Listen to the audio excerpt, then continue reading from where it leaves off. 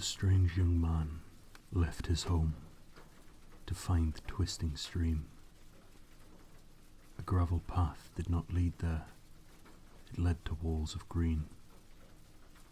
The ancient walls stood tall above the man which neighboured them. And so on the path he went, his journey just begins.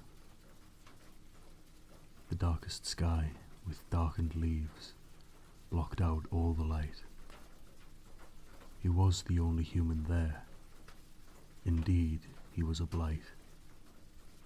But then the path he followed, plagued by twists and bends, went on by rotting oak. Indeed, it was condemned. And when he looked into the shards of rotting wood, he felt his heart like no one could. He saw the sparks come from the bark, like Noah's Ark, his drowned childhood. Because what he saw in the fallen oak was not to extinguish, but to stoke the flames he felt when he awoke at the tender age. He left his home to go and roam the world in which he lived, but left his mother in the house, the icening sugar sieved. Alas, the years have gone, and so has time as well.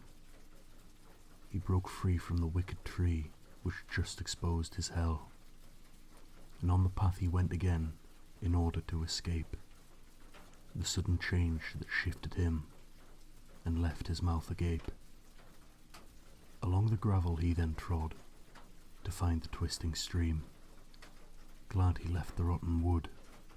Ah, malicious dream. The stones grew smaller, thinner, weaker too. The man realized, much to surprise, that he had gone right through.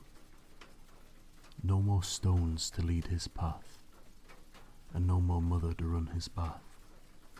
He was alone in this great mass of tangled trees and vines. But then he saw a building, some city folks' delight. He jogged, then ran, then knocked and banged, almost breaking down the door. But no answer arrived, and just in time he sat down to be ignored. In the distance he could hear the walk of tiny feet, not large enough for common man, but yet not so discreet. His heart began to race with fear of what could ambush him. The steps grew closer, louder, near. It could smell what lay therein. The teeth of the beast glowed within the night, sharp daggers made of hellish forge, bathed in pale moonlight. The claws they dragged across the ground, carving out its path. Oh, he wished he was there at home, his mother running the bath. And as the head of the beast broke past the small stone wall, the man knew his fears were there, but yet they were so small. As one eye opened, he could see the tail of the beast, wagging left, then right, then back. His fear was just deceit. The beast itself was not cruel, not bigger than a log. He opened his eyes, and to his surprise, there was a small black dog. But then that door opened, and with no time to greet, the dog and man, without a plan, made their bold retreat. They sprinted hard and fast to leave, they just tried to ignore the horror that with no reprieve they both knew that they saw. As they ran, the dirt below changed in other ways.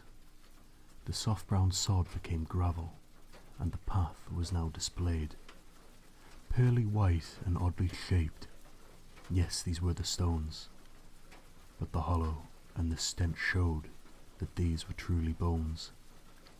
A path of death these two had trod, escaping what they saw, but little did they know that God had so much worse in store. They walked along this path for many, many hours, through galing winds, burning sun, and endless raining showers. They saw new lands, new dogs, and again so many bones. They came across a cave again, resounding with the groans. Walking on inside, they found another path, another cauldron with a boy inside his hellish bath. 3 young women stood around, stirring this boy in. Truly, these were Satan's spawn, the embodiment of sin. The man and dog knew not how to save the little child. So they left and thought about their sudden plan for a while. The dog would run and bite the witch in order to distract. The man would stun and save the boy from this awful trap. In they walked, preparing for the battle of their lives. But something had gone wrong. Vicious disguise. The boy was dead. They had his head and were drinking it like soup. The women had returned to hellish form and then recouped. The tallest had no eyes to see, but yet saw all his fears. The fat one had one arm to grab and snatch away the tears. The short one had no nails but claws, sharp as shepherd's shears. The dog ran in to save the boy, although it was too late. He bit the fat one in her arm. The wound he scored was great. The man ran in not knowing why, perhaps it was for the dog. He charged tall one without eyes. She squealed just like a hog. The short one, seeing all this trouble, started swinging to and fro, spilled the cauldron boil and bubble, and let the others know. The cauldron spilled, the man was thrilled, but then he saw the dog. The 3 women had him cornered, surrounded with their fog. The man exclaimed that they could take his soul if they did care. The 3 witches laughed and smiled and ran towards his frightened stare. The short one stretched her claws out, dying for a taste of this man's soul, his eyes, his brain, and even his small waist. The fat one, laughing, took a jump in order for first bite. But then, at the entrance, there was a blinding light. A silhouette appeared. The witches stood in fear. The fat one's laughing stopped, and then started all the tears. They froze, then fell straight into hell. That's where they belong. But who was this who saved them from the siren maiden's song?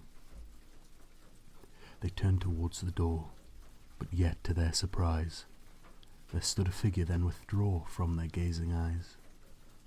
They ran outside to thank the one who just saved them both. They saw nobody there, amongst the forest growth. They saw the tracks and then began to follow every move. They followed long and followed hard. They needed to prove that they were truly thankful for what had just occurred. But night arrived, and so they slept without being lured. The next day they awoke, preparing to set off. They looked outside, but then surprised they heard a loud cough. Looking above to see the noise, they saw what they ran from. The creature from the building had sounded hunting drums. They ran again, not knowing when they would have to stop. The man knew that this wild hunt would never ever drop, and so he chose that he would face the truth, and told the dog to hide, avoiding hellish sleuth. He was alone along this path when the growling then began. He saw the figure with his eyes. It assumed that he had ran. He jumped outside. With its surprise, he stabbed it in its heart. He recognized that these were eyes he'd never wished to part. The one he'd killed was one he loved, bleeding half to death. The man lay down and heard his mother's final dying breath.